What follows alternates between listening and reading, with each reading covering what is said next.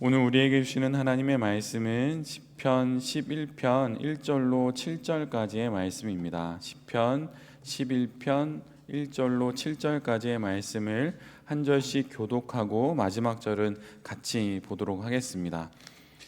제가 먼저 봅니다. 내가 여호와께 피하였거늘 너희가 내 영혼에게 새같이 내 산으로 도망하라 함은 어찌함인가.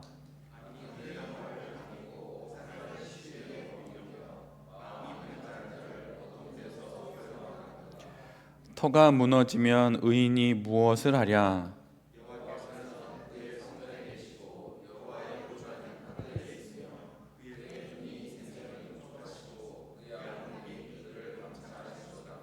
여호와는 의인을 감찰하시고 악인과 폭력을 좋아하는 자를 마음에 미워하시도다.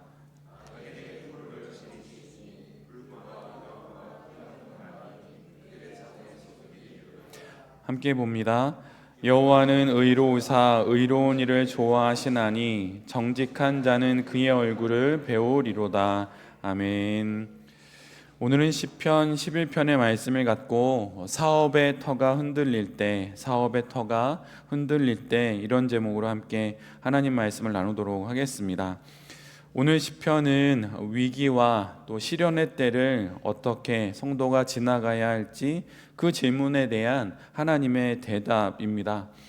특별히 경제 상황이 매우 어렵고 또 우리의 사업적인 환경도 녹록치 않은 지금 우리 모두에게 매우 적절한 말씀이라는 생각이 듭니다. 오늘 본문에는 4명의 존재가 등장합니다. 말씀하시는 하나님과 3명의 사람들, 즉 의인과 악인, 그리고 의인에게 충고해주는 사람들입니다. 지금 의인인 시인은 악인들로 인해서 위기를 맞고 있습니다. 그래서 이것을 곁에서 지켜보던 이들이 의인에게 지금 겪고 있는 그 상황을 3절에 이렇게 말하고 있는 것이지요. 터가 무너지면 의인이 무엇을 할 수 있겠느냐.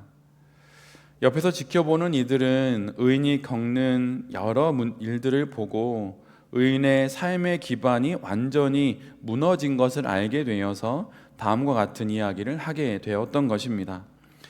터가 무너지니 의인의 삶도 그가 아무리 의롭다 하더라도 속수무책입니다.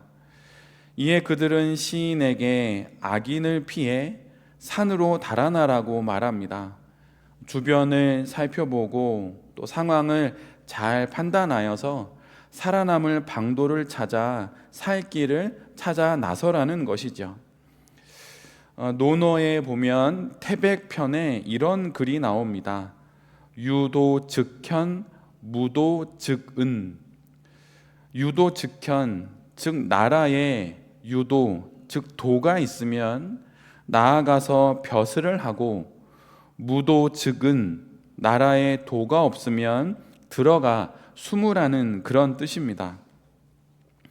나라에 도가 없어서 나라의 근간이 흔들릴 때는 운둔 생활을 해야 할 때이고, 나라에 도가 있을 때는 나아가서 나라를 이롭게 하는 벼슬을 하라는 것입니다. 조금 넓게 생각해 보면 오늘 본문의 시인이 지금 듣고 있는 말이 바로 이런 것입니다. 나라에 도가 없고 세상에 도가 없으니 산으로 도망가 숨으라는 것이죠. 맞는 말일까요? 아니면 일리가 없는 말일까요? 도가 없는, 윤리와 도덕이 없는, 기준이 무너진 세상에서 아무리 발버둥을 친다 한들 소용이 없기에 터가 무너졌으니 너가 아무리 의인이라 하더라도 도망치라는 것입니다. 그런데 시인은 산으로 피하여 운둔하지 않겠다고 대답합니다.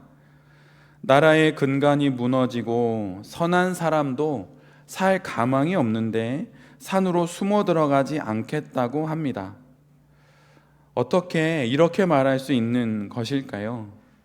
만약 여러분이 경영하고 있는 사업에, 여러분의 인생에 이런 일들을 겪게 된다면 여러분 어찌 하시겠습니까? 산으로 일단 피해야 하는 것은 아닐까요? 아니면 시인처럼 산으로 피하지 않겠다고 그렇게 말씀하실 수 있으시겠습니까? 그런데 시인은 산으로 피하지 않는다고 말합니다. 그 이유는 단 하나입니다. 하나님이 하나님의 거처를 산으로 옮기시지 않았기 때문입니다. 하나님의 불기둥과 구름 기둥이 산으로 옮겨지지 않았기 때문입니다. 하나님의 주소가 여전히 시인이 살고 있는 지금 그곳이기에 그는 옮기지 않겠다고 말하는 것입니다.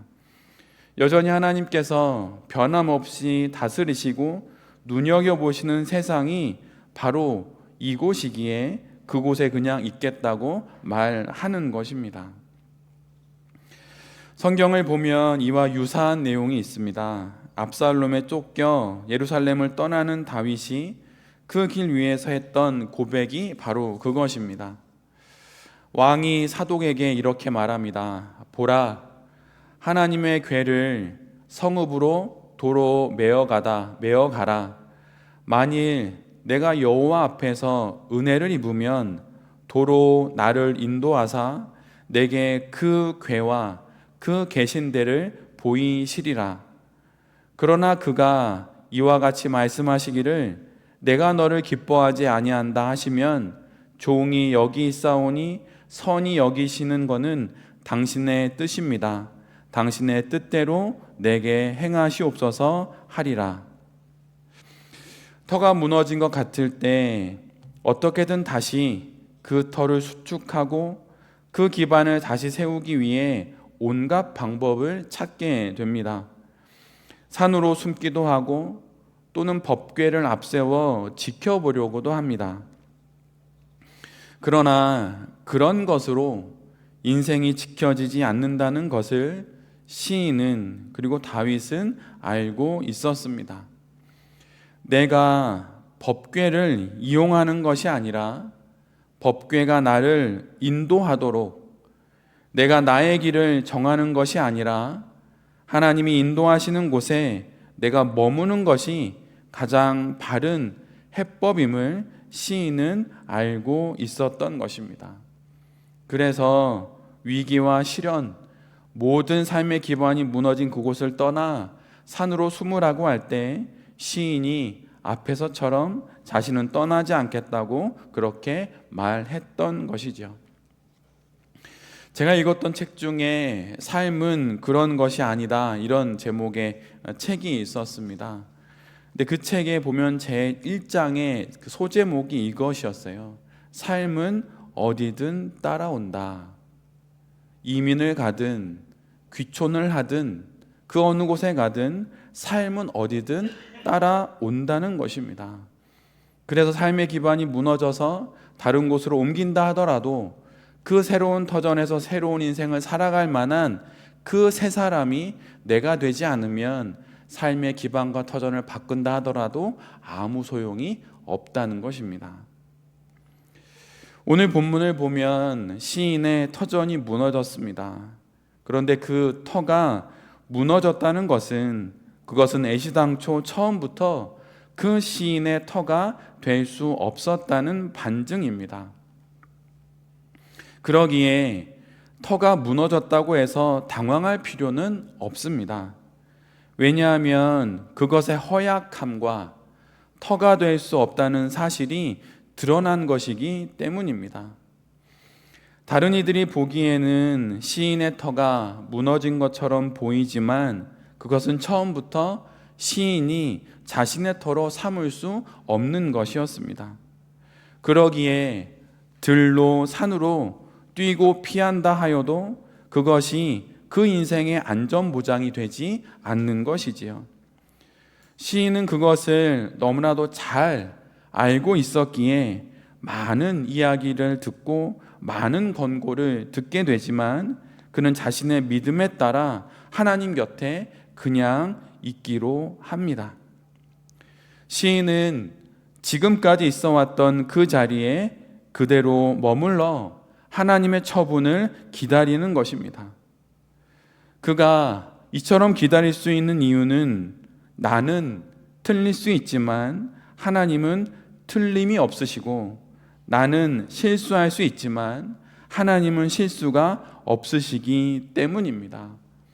바로 이 사실을 알고 이 사실을 믿음으로 고백할 수 있기에 그는 산으로 피하지 않았던 것입니다.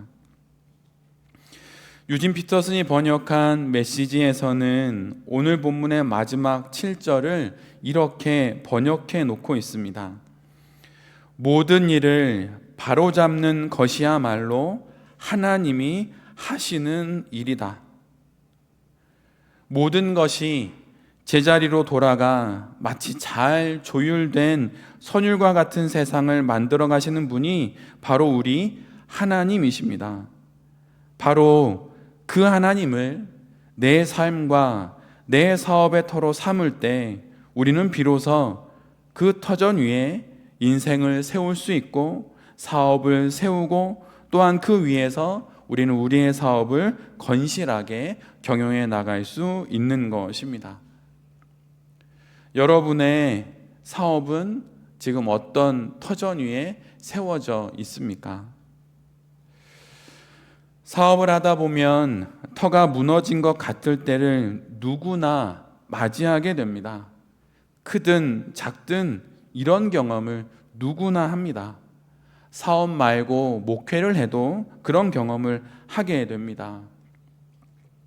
예를 들면 믿었던 이들로부터 뒤통수를 맞거나 약속했던 계약이 이행되지 않습니다. 또한 이 정도면 내가 할 수 있을 줄 알았는데 내가 그것을 할 수 없는 경우도 맞이하게 됩니다. 이때 우리의 삶의 터전은 흔들리고 결국 우리의 영혼까지도 흔들리게 되는 것이지요. 그런데 이때 우리가 우리 스스로에게 던져야 할 3가지 질문이 있습니다. 제가 천천히 읽어드릴 테니 한번 마음으로 잘 귀 기울여 보십시오. 그 질문은 이것입니다. 지금의 이 상황이 어떻게 흘러가야 마땅한 것인가? 2번째, 오늘과 같은 상황을 불러온 문제점은 주로 어떤 것들인가? 3번째, 이 문제를 풀어갈 해결책은 무엇이며 어떻게 그 해법을 실현할 수 있는가? 방금 말씀드린 3가지 질문은 자기개발이나 경영이나 경제에 관련된 책에서 제가 읽은 내용이 아닙니다. 이것은 이미 고인이 된 팀 켈러 목사님이 쓴 일과 영성이라고 하는 그 책에서 모든 사람이 갖는 그들의 세계관은 이 3가지 질문과 또 이것에 대한 답변으로 구성된다고 하면서 제시했던 질문입니다. 모든 세계관은 이 질문에 각각 대답을 합니다. 기독교 세계관 역시 마찬가지입니다. 이 상황은 어떻게 흘러가야 마땅할까? 오늘 같은 상태를 불러온 문제점은 주로 어떤 것들일까? 해결책은 무엇이고 어떻게 그 해법을 실현할 수 있을까? 모든 세계관은 이 질문에 답을 해야 한다는 것입니다. 그러나 다른 세계관들과 달리 기독교적인 세계관은 다른 특징이 하나 있습니다. 그것은 이 질문들, 나아가서 내가 겪고 있는 문제와 그것의 해법들, 이와 관련된 모든 문제까지도 기독교적인 세계관은 관계적으로 이해한다는 것입니다. 지금 내가 겪고 있는 상황, 그리고 전개되는 일들, 원인과 그 해법까지도 모두 관계적으로 해석한다는 것입니다. 즉, 관계적이란 하나님을 고려하면서 해석한다는 것이에요. 그 어떤 문제들도 해석되지 않으면, 이해되지 않으면 막막한 법입니다. 그래서 세계관이 필요하고 중요한 것이죠. 그런데 오늘 시인은, 그리고 팀 켈러 목사님은 기독교적인 세계관으로 관계적으로 하나님을 고려하며 그 문제를 풀어가야 한다고 우리 모두에게 말해 주는 것입니다. 하나님을 고려하고 살아계신 하나님과 관계하면서 내가 지금 맡고 있는 문제들을 해석하고 이해해야 한다는 것이에요. 그리고 그리스도인인 우리 모두도 그리해야 합니다. 그래서 우리가 어떤 문제를 만나든 어떤 상황을 만나든 이것을 잊지 않아야 하는 것입니다. 신앙은 살아계신 하나님과 내가 여전히 관계를 맺고 있다는 것을 잊지 않는 것입니다. 그것으로 내가 맞이하고 있는 모든 상황과 모든 사건들을 풀어가는 것입니다. 만약 하나님을 고려하지 않고 하나님이 지금 내 곁에 계시지 않다라고 여기고 그 문제를 대하는 건 기독교적인 세계관이 아닙니다. 그래서 기독교적인 세계관을 갖고 살고 사업하는 성도에게 있어서 가장 큰 위기는 사업의 터가 흔들리는 것이 아닙니다.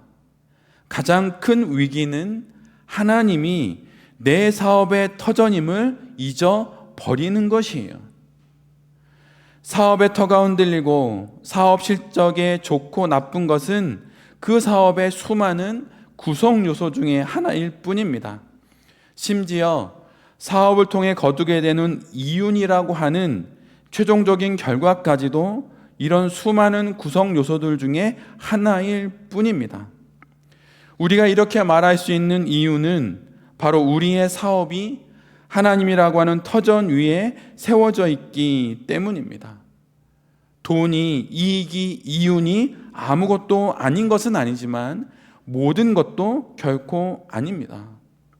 여러분이 이익을 생각하고 수익을 생각하고 이익을 생각하는 그 이상으로 더 중요하게, 아니 그것은 모두 다 아무것도 아니고 여러분의 사업이 하나님의 터전 위에 있다는 것을 잊어버리면 여러분의 사업은 이미 그 터전이 흔들리고 있는 것입니다. 그러나 이유는 아직 작고 사업의 희망은 보이지 않지만 나의 사업이, 나의 인생이 하나님의 터전 위에 있다는 것을 기억하면 여러분의 터전은 흔들리지 않는 것입니다. 이것이 우리에게 있어서 가장 중요한 것이에요. 투자하기로 한 사람이 통장에 투자금을 넣어주었는지 안 넣어주었는지 하루에도 수십 번 확인하고, 나와 계약 맺은 자가 나에게 그 돈을 넣어주었는지 하루에 수십 번 생각하지만, 만약에 나의 사업이 하나님의 터전 위에 있는지를 하루에 단 한 번도, 하루에 3번 먹는 밥보다도 적게 하루에 3번조차도 생각하지 않는다면 우리가 경영하고 있는 그 사업, 제가 하고 있는 목회는 하나님의 목회가 아니고 하나님의 사업이 아닙니다. 우리의 사업이, 우리의 목회가 하나님의 터전 위에 있다는 것을 잊지 않을 때 비로소 우리의 사업이, 우리의 목회가 하나님의 터 위에 세워져 있는 그분이 받으시는 바로 그 일이 되는 것입니다. 온 세상, 온 우주, 우리의 살아있음과 죽음, 지금과 영원을 하나님의 터 위에서 우리 모두가 바라봐야 합니다. 그리고 그 가운데 지금 우리가 경영하고 있는 사업도 바라보아야 하는 것입니다. 이것이 바로 우리가 경영하는 사업이 세상이 요동치는 수많은 사건과 사연 가운데도 흔들리지 않고 굳게 건실하게 세워져 있을 수 있는 유일한 방법인 것입니다. 여러분의 사업은 지금 어느 터전 위에 세워져 있습니까? 하나님의 터 위에 우리의 사업도 우리의 인생도 잘 세워가는 우리 모두가 되기를 간절히 바랍니다. 그것은 결코 단 한 번의 결심으로 되지 않습니다. 많은 시간과 많은 노력이 필요합니다. 그리고 서서히 변하면서 결국은 확실히 변하게 되는 것입니다. 지금 어떤 세계관으로 사업을 경영하고 계십니까? 지금 여러분의 사업의 터전은 무엇입니까? 하나님과 함께 하나님의 터전 위에 여러분이 경영하고 있는 그 사업을 잘 세워나가시는 여기 계신 모든 대표님들과 또 이 말씀을 전하는 제 자신이 될 수 있기를 간절히 기도드립니다. 아멘.